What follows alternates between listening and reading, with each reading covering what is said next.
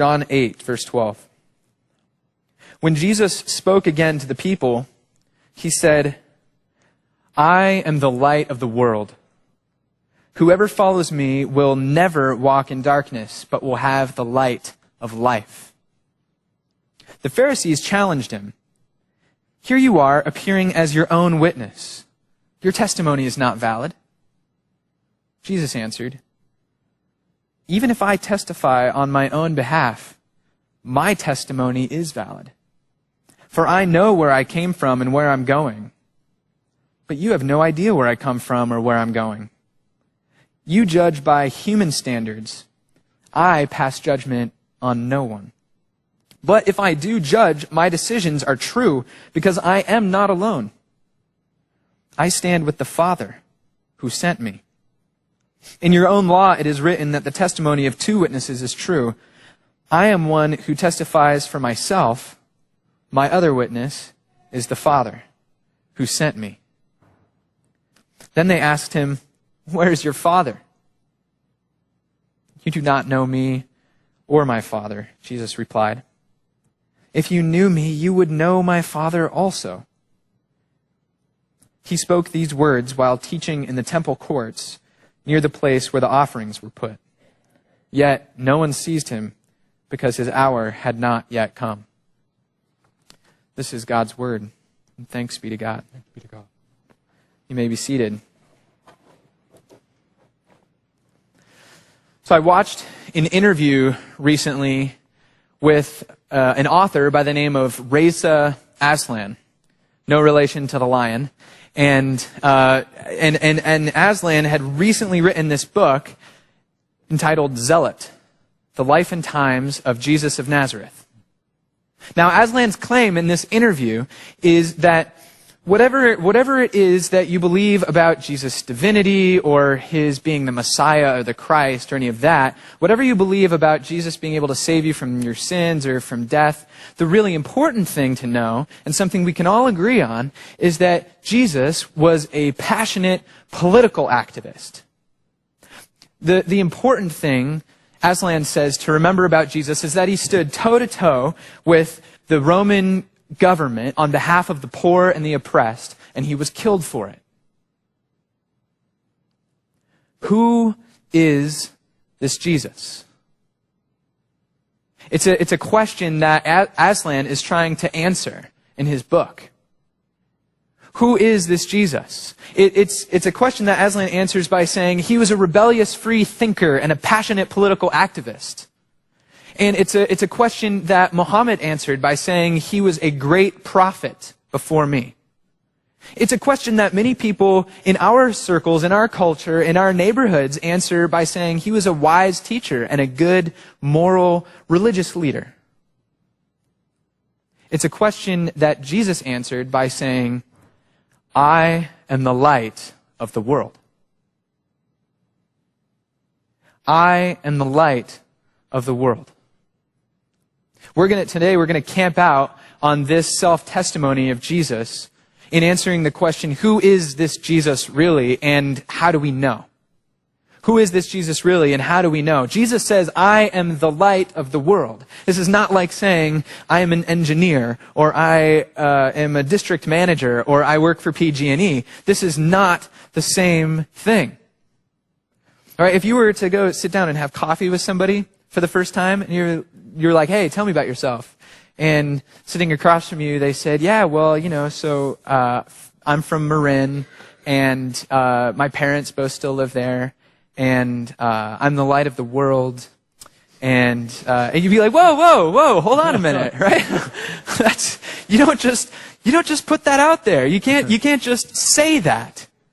It's an audacious claim, even from our contemporary standards. And most of us probably don't even really know how to unpack that, what that really even means. But we know that it's an audacious claim. And now one of the things we might be tempted to do is to say, oh yeah, but when we really get into the text and when we really look at the historical situation, maybe it's more like Jesus is saying, yeah, I spread light wherever I go, and when I'm around people, they feel better, and that's what Jesus really means. But in fact, when you dig into this text, when you set Jesus' statement against the backdrop of the narrative, the story that John is telling in his gospel, and when you set it against the backdrop of the Old Testament, it is even more and more and more audacious than we think it is. Jesus says, I am the light of the world.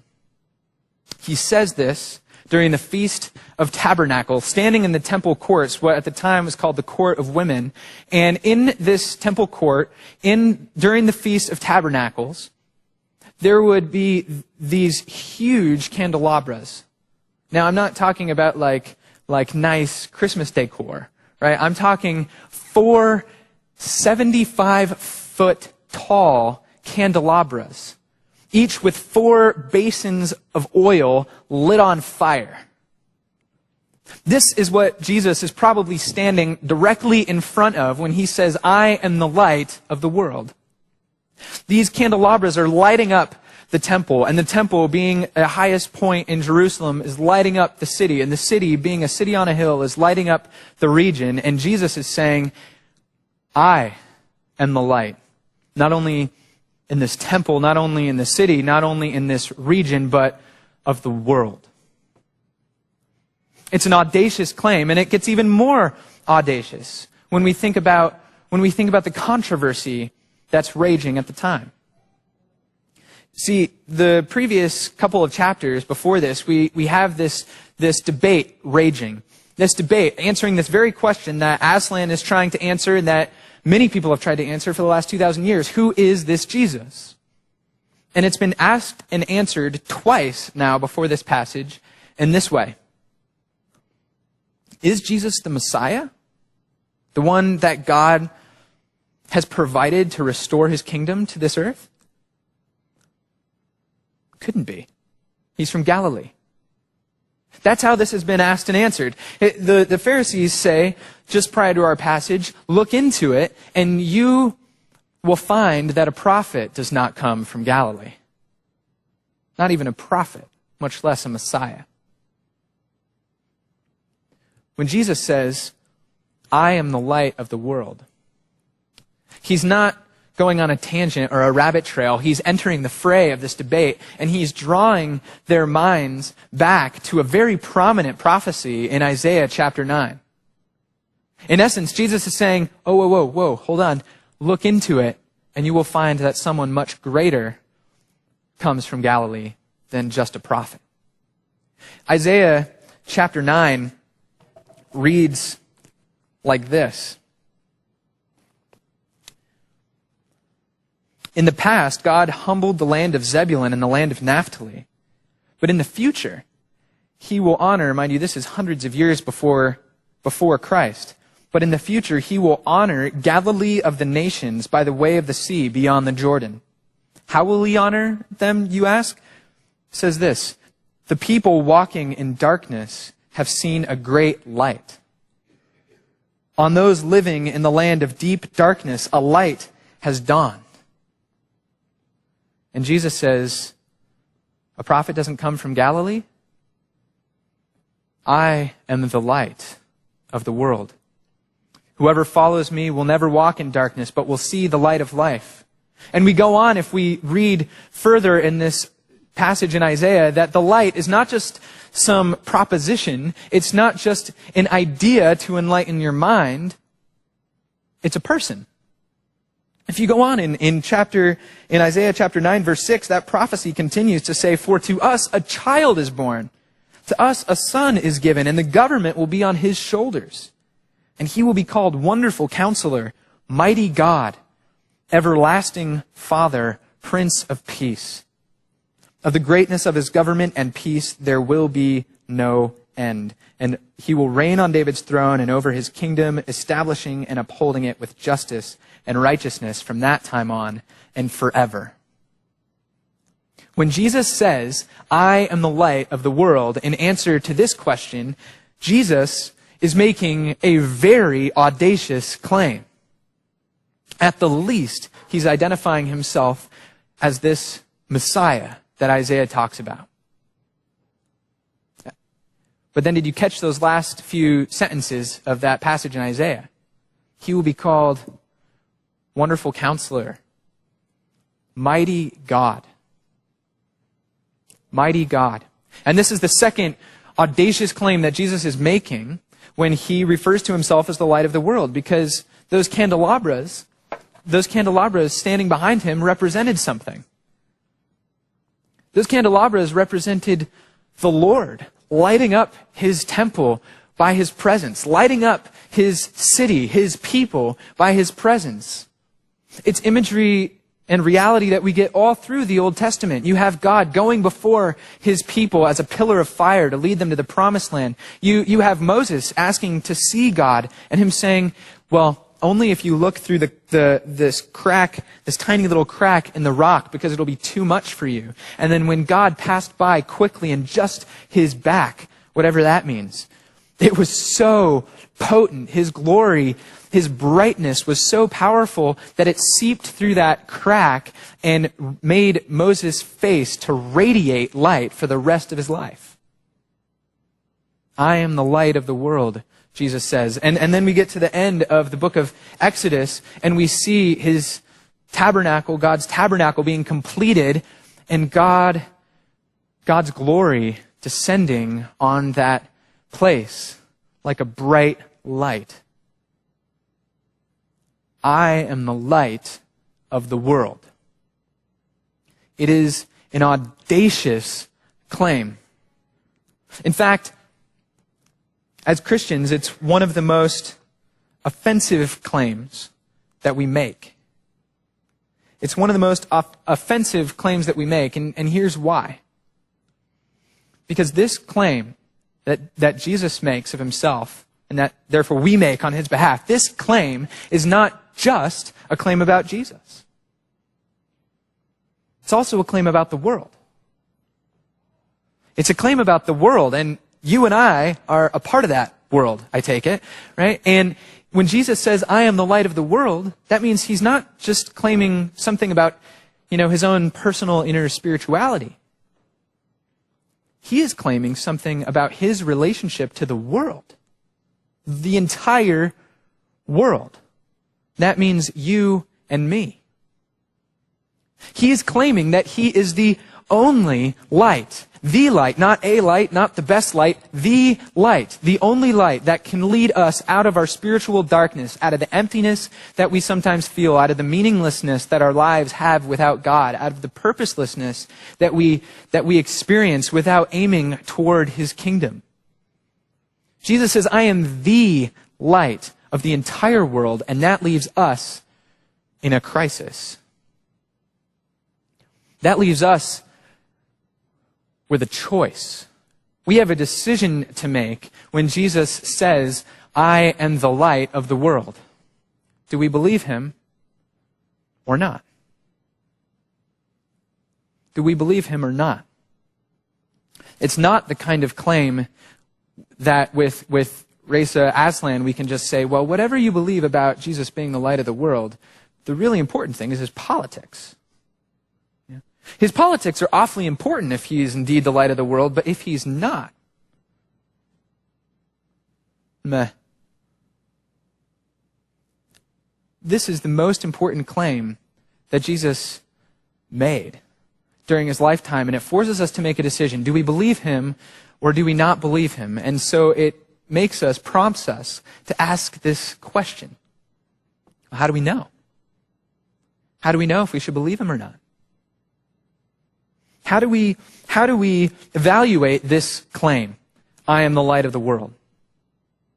See, the Pharisees knew that what Jesus was saying forced a decision. They did not just say, look at what they did not do. They did not just say oh, that's interesting. How's that working out for you? They didn't say that. They pressed him on it. They questioned him about it because they knew that there was something significant at stake in the answer to this question. Is Jesus telling the truth or isn't he? Should we believe him or shouldn't we? And so they pressed him and they took that question, how do we know? And they shifted it just slightly in a way that would be exceptionally difficult for us people who are enculturated in the modern Enlightenment way of thinking to really grasp. It almost sounds like the same question, but it really isn't. They take that question, how do we know, and they shift it just slightly to, what evidence can you give? What proof do you have? Can you corroborate that, Jesus? Now, it might sound like the same question because of the way we have been sort of enculturated in figuring out this question, how do we know? How do we know anything? And we are sort of enculturated to believe that we only know if we have evidence and if we have proof. Maybe that's something that you struggle with as well. I mean, it's not a nonsense kind of remark, is it? To ask for corroboration on something like that? I mean, especially for us, we live in a world where we live in a world full of clever marketing strategies that shape our appetites. We live in a world full of political rhetoric that shapes our perspective. We live in a world full of people saying all kinds of things, some of them true, some of them not, and we really desperately need to know, how do we corroborate this? How do we know? And so we look for surveys or experiments or experts, PhDs. We look for respected people in our lives to answer these questions for us because we need to check references here. We can't just believe it. And maybe if you're sitting here and you're still trying to sort out what you think about Jesus, if you wouldn't really call yourself a Christian because you're not so sure that he's the light of the world, maybe you're sitting here thinking to yourself, yeah, I can't just believe it. Like, that wouldn't be doing my due diligence. I would feel like I was signing a contract without reading it all the way through. I would just feel gullible. Maybe that's you. Maybe you're sitting here and you have faith in Jesus, that he is the light of the world. And yet, if you're anything like me, sometimes even when the opportunity presents itself to share this Jesus, this light of the world, as the light of the world with your friends and neighbors, you have a hard time saying it. You have a hard time saying Jesus is the light of the world to somebody who doesn't believe Jesus is the light of the world. Why? Well, maybe for you it's about guarding a relationship, but maybe for you it's also about the fear of that question. What proof do you have? What evidence can you give me? Can you corroborate that? I mean, it would be helpful if a PhD from Yale in history would tell me that, because then I would believe them. But coming from you, I think all of us are a little bit afraid. If we're Christians, we're a little bit afraid of sharing that good news. We're a little bit afraid of that question that comes to us. How do you know? We put this question to Jesus all the time, whether we're still wondering about who he is or whether we're wondering about sharing who he is with other people. And this is the question that the Pharisees put to him. How do we know? Jesus, who can corroborate that for you? Because you're giving us your self-testimony, but let's be honest here, you have a little bit of conflict of interest, Like, it would be really great for you if we all thought you were the light of the world. So, according to Old Testament law, you're supposed to give 2 witnesses to corroborate your story. So where are they? Where are they? Your testimony is not valid. Look at what Jesus says. Jesus says, if I testify about myself, my testimony is valid. What? Like, if I were the Pharisees, to be honest with you, I would just kind of be annoyed. It's like I have this friend who, we'll just call him Mark. And Mark has this habit of making these broad generalizations and sweeping claims with absolutely no evidence. Right? Do you know anybody know people like this? Nobody knows people like this. All right. Well, I happen to know this one person who does this. And Mark, he'll say something like, we'll be in a good-natured debate, and he'll say something like, no, I mean, at least 75% of people outside the U.S. think baseball is boring. And I'll be like, how do you know that? Where do you get that from? Like, did you read it somewhere? Can you point me to this article or this survey of the global population that says that baseball is boring? Like, where did you get this? And Mark would just say, no, I guarantee you. I guarantee you. I get 75, I guarantee you. And it's just not good enough. Right? It's just not good enough. I need some corroboration for Mark's claim. And when the Pharisees ask for corroboration, when they ask to check Jesus' references here, Jesus says, no. I guarantee you. Light of the world. Guarantee it. What? So this question, how do we know? Because of Jesus' answer, I want to break it down into two kind of sub-questions, okay? How do we know? Let's break it down into, why on earth should we even consider this? Because all he's saying is, I guarantee you. And two, why do we actually believe this? Okay? So why should we even consider this? Why shouldn't we just reject it out of hand, like I would reject Mark's comment about 75% of people in the world not thinking baseball is exciting enough for them, right? Why should we not just reject it out of hand? And the answer to that question lies in the nature of the claim. Okay, the answer to that question lies in the nature of the claim. And here's what I mean by that. When Jesus says, I am the light of the world, he's not saying something about baseball. He's not saying something about his professional career. He is saying something about his identity, and what he's saying about his identity is that there is no higher authority, there is no deeper truth, there is no more reliable person in the entire universe than me. And so when we ask to check Jesus' references, when we ask for some outside authority to corroborate his testimony, essentially what we're saying to him is this: Jesus, come on, we need some deeper truth or some higher authority or some more convincing reference point in order to believe your claim about yourself. And Jesus says, no, you misunderstand the situation. I am the ultimate reference point. I am the deepest deep and the truest true and the most reliable person on the face of the planet. For me to even appeal to some other authority would be to invalidate the very claim that I'm making. I am the light of the world, and my self-testimony is valid because I am the light of the world, and it could not be any other way. And so we at least have to consider Jesus' claim. We at least have to consider Jesus' claim. Because as one author puts it, light establishes its claim not by argument, but by shining. Light establishes its claim not by argument, but by shining.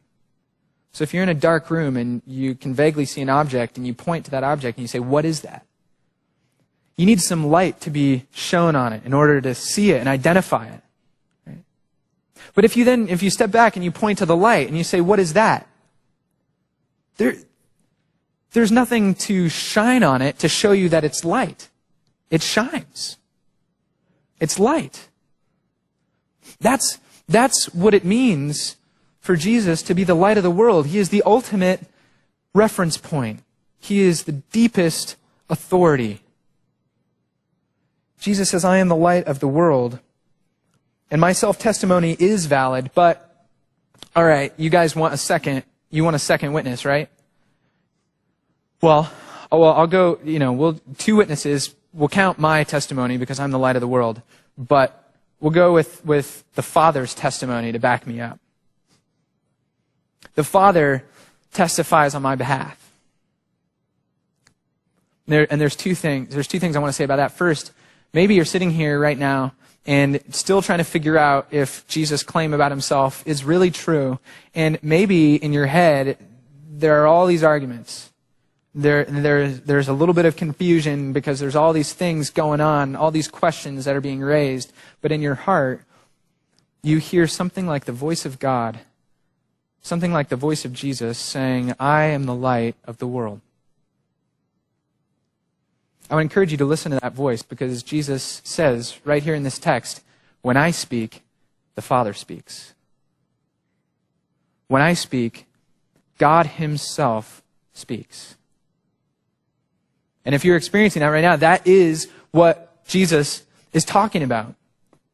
But then there's this challenge because the Pharisees think he's talking about, a human being when he says his father. They think he's talking about his actual, or his earthly, rather than his actual father. And they say, well, where is your father? Produce this witness.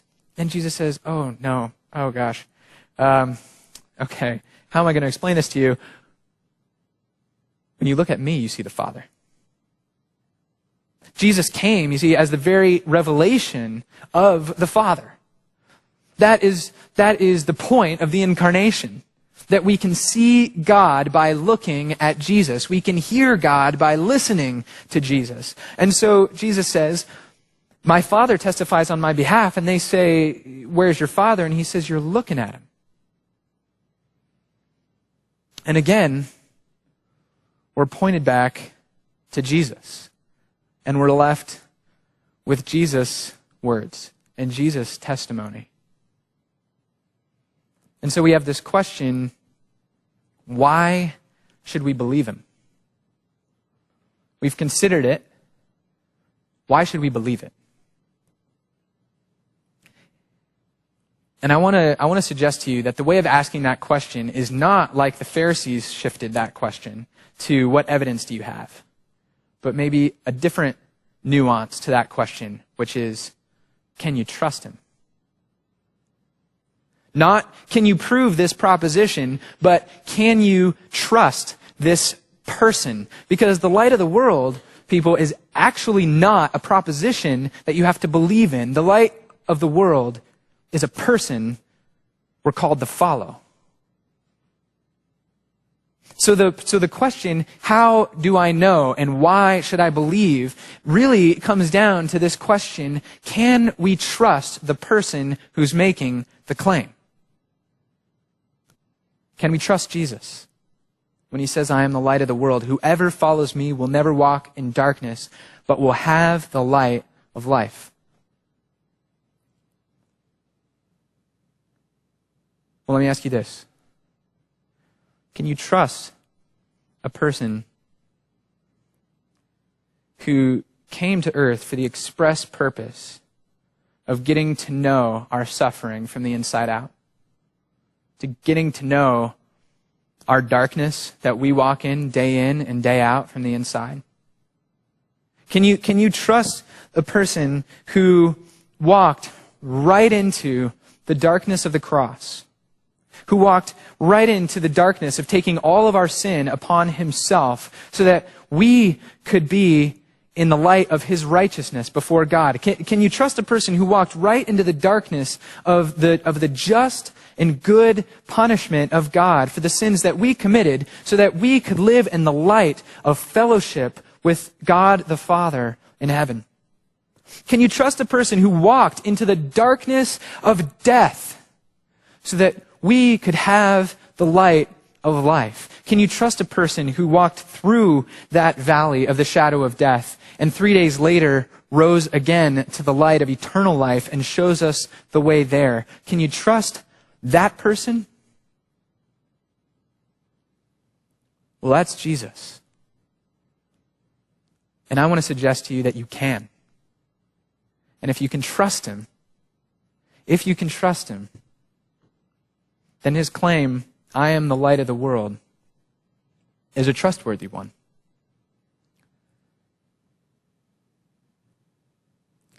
That's the good news this morning. Let's pray.